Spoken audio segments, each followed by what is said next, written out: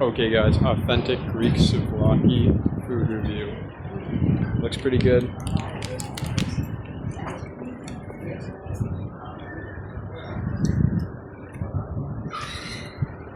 Lots of salt and spices on that. Their whole motto thing is that they don't need sauce. I agree.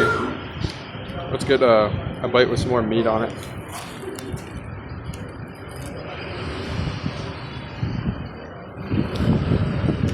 That was extremely good. Maybe a bit too salty, but it's definitely got the flavor. Probably gonna come back here in the 4 days we're here.